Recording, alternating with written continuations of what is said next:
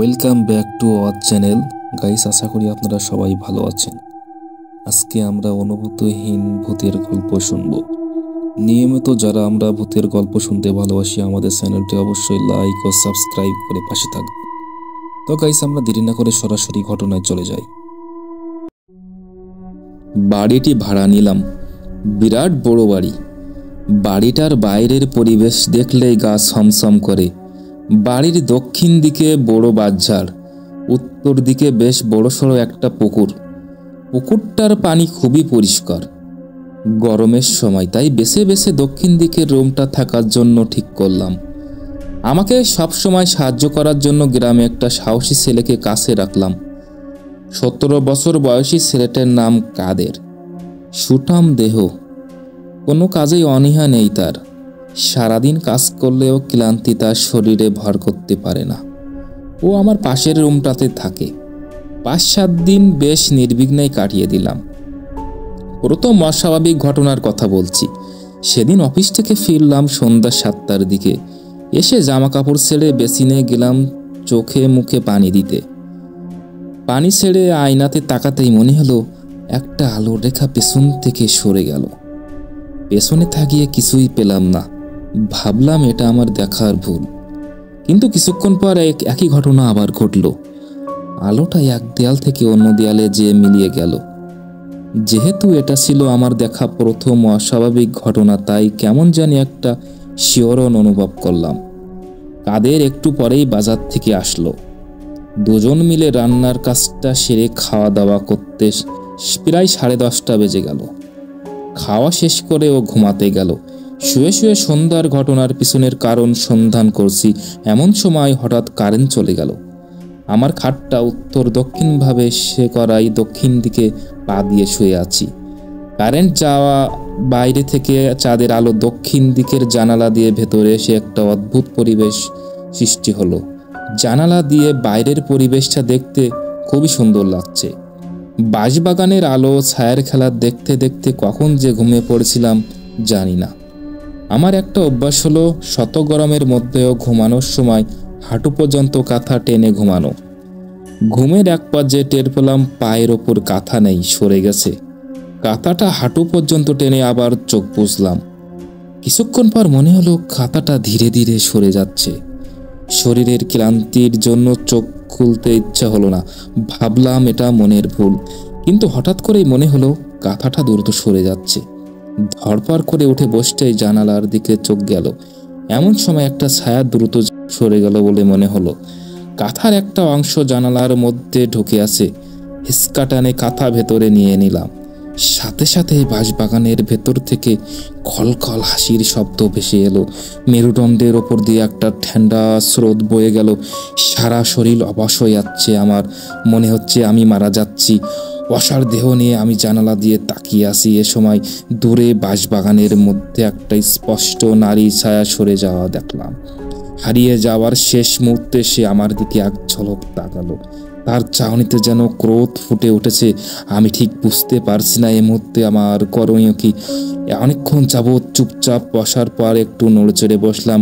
ঠিক তখনই দেখলাম পাশের চেয়ারে ঘটে চলা অপার্থিব এক ঘটনা। চেয়ারটা 1 ইঞ্চি ওপর দিয়ে ভেসে ভেসে নড়াচড়া করছে। একটা ছন্দে চেয়ারটা ঘুরছে। হঠাৎ করে চেয়ারটা হুড্ডুয়ে কোপরে উঠে গেল এবং চেয়ারটার পেছনে থাকা অদৃশ্য কেউ চেয়ারটাকে সশব্দে মাটিতে ছুঁড়ে দিল। গলা থেকে একটা ভয়ার্ত চিৎকার বেরিয়ে এলো। সাথে সাথে পাশের রুম থেকে কাদের ছুটে এলো। কি হয়েছে ভাইয়া? খারাপ স্বপ্ন দেখছেন? আমি কোনো কথা বলতে পারছি না। কোনো রকমে উচ্চারণ করলাম পানি। পানি খাওয়ার পরপরই কারেন্ট চলে আসলো। কাদের রুমে চলে গেল। জানালা বন্ধ করে বাতি জ্বালিয়ে সারা রাত মিউজিক শুনলাম। বিষয়টা জানতে পারলে কলিগদের মধ্যে হাসি রোল পড়বে, এটা ভেবে আমি কাউকে কিছু বললাম না, এমনকি কাদেরকেও বললাম না। বিকালে বাসায় ফিরে যতক্ষণ সম্ভব কাদের সাথে থাকার চেষ্টা করলাম। রাত 11টার দিকে কাদের শুনতে গেল। আজ জানালা বন্ধ রাখলাম এবং সারা রাত বাতি চালানোর ব্যবস্থা করলাম। সে রাতে বিশেষ কিছু ঘটল না, তবে একটা অদ্ভুত স্বপ্ন দেখলাম। পরের দিন বিকালে অফিস থেকে ফিরে যথারীতি বেসিনে হাত মুখ ধুতে গেলাম। ট্যাপ ছাড়লাম কিন্তু পানি পড়ছে না। ভাবলাম পানি নেই। কাদেরকে মোটরটা ছাড়তে বলবো, তখন দেখি ফুল স্পিডে পানি পড়ছে। পানিতে হাত দিতেই পানি পড়া বন্ধ হয়ে যায়। ট্যাপ বন্ধ করে যখন রুম থেকে বেরিয়ে যাচ্ছি, তখন কোথা থেকে এক ঝাপটা পানি এসে সমস্ত শরীর ভিজিয়ে দিল। আমি দ্রুত রুমে চলে গেলাম। ভয়ে গলা শুকিয়ে যাচ্ছে আমার। কাদেরকে ডেকে একটু কথা বলায় ভয়টা হালকা কমলো। রাত 11টার দিকে কাদের ঘুমাতে যাওয়ার পর আমার আরও হালকা তন্দ্রা আসলো। একটা অদ্ভুত শব্দ আমার ঘুম ভেঙে গেল। মনে হলো কেউ নুপুর পরে পায়ে হাঁটছে।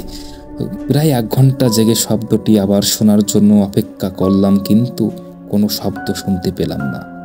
এবার ঘুমানোর চেষ্টা করব। ঠিক তখনই স্পষ্ট শুনলাম আমার মাথা থেকে একটা নুপুরের শব্দ পায়ের পাশ দিয়ে জানালা পর্যন্ত যে থেমে গেল। সারা রাতে আর কিছুই ঘটেনি, তবে সেই অদ্ভুত স্বপ্নটা আজও দেখলাম। 6 থেকে 7 রাত পার হয়ে গেল।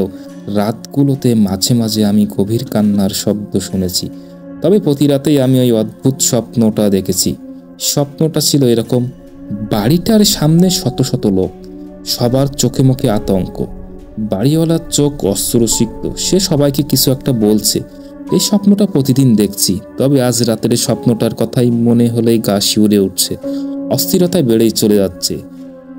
আজ দেখলাম বাড়িটার সামনে শত শত লোক, সবার চোখে মুখে আতঙ্ক। বাড়িওয়ালা অস্ত্রসিক্ত চোখে বলছে, আমি ওকে বাড়ি ভাড়া দিতে চাইনি, আমার কথা শোনেনি, এখানে আসার পর এত কিছু ঘটলো কিন্তু আমাকে কিচ্ছু জানায়নি। সবাই দুটি কাফনে মোড়া লাশকে ঘিরে দাঁড়িয়ে আছে। কারো কারো মুখে বেশ কয়েকবার সুইসাইড কথাটা শুনলাম। সবচেয়ে স্পষ্ট যে কথা শুনলাম সেটা হলো অমাবস্যা। কেউ কেউ বলছে অমাবস্যা রাতে বাড়িতে এমনই হয়। স্বপ্নটা দেখে আমার অন্তরাত্মা কেঁপে উঠল। কপালে হাত দিয়ে বুঝলাম জ্বর হয়েছে। থার্মোমিটারে 104 ডিগ্রি শো করলো। অসুস্থ শরীর নিয়ে অফিসে গেলাম, কোনো কাজই মন বসতে পারলাম না। থেকে থেকে আমার শুধু অমাবস্যা রাতের কথা মনে আসছে। আমার এক ঘনিষ্ঠ কলিগকে জিজ্ঞেস করলাম, আচ্ছা ভাই, অমাবস্যা রাত কবে বলতে পারবে? কেন, বুধবার নাকি? বলে হাসতে হাসতে চলে গেল। বিকালে বাসায় ফিরে দেখি কাদেরই বাজার করে ফিরছে। আমি জামা কাপড় ছেড়ে ওর কাছে গিয়ে বসলাম। আচ্ছা, এই বাড়িতে কি ঘটছিল জানো? এখানে একটা বড় ফ্যামিলি থাকতো। রাতুল সাহেব, তার স্ত্রী, 2 ছেলে ও 1 মেয়ে। অভাব অনটন সবসময় লেগে থাকতো। মেয়েটা কলেজে পড়তো, টাকার অভাবে বেতন দিতে পারতো না। সংসারে সারাদিন অশান্তি লেগেই থাকতো। তারপর এক অমাবস্যা রাতে সবাই একসাথে সুসাইড করলো। বাবা মা আর মেয়েটা গলায় দড়ি দিল। ছেলে 2টাকে বিষ খাওয়ানো হয়েছিল। কাহিনীটা এক নিঃশ্বাসে বলে কাদের থামলো। প্রতিক্রিয়া দেখার জন্য আমার দিকে সে তাকালো। ভয়ে চাদরটা জোরে আঁকড়ে ধরে আছি। কাঁপা কাঁপা গলায় জিজ্ঞাসা করলাম, তোমার ভয় করে না? না, এতদিন এখানে থাকলে কিছুই দেখছো? কি দেখেছে? পায়ের ছাপ। প্রায় প্রতিদিন সকালে এই অসংখ্য ছোট বাচ্চার পায়ের ছাপ দেখেছি। আর কান্নার শব্দ শুনতাম। বাচ্চার কান্নার শব্দ। আচ্ছা, অমাবস্যা রাতে বাড়িতে অনেক কিছু ঘটে, তাই না?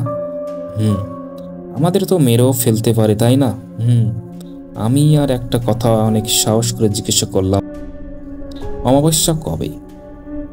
এ প্রশ্নে ও কিছুটা চমকে উঠল। বেশ কিছু সময় ধরে মাথা নেড়ে বলল, জানি না। 10:30টার দিকে শুয়ে পড়লাম। বাইরে একটা ডাহুক পাখির ঘন ঘন ডাকছে।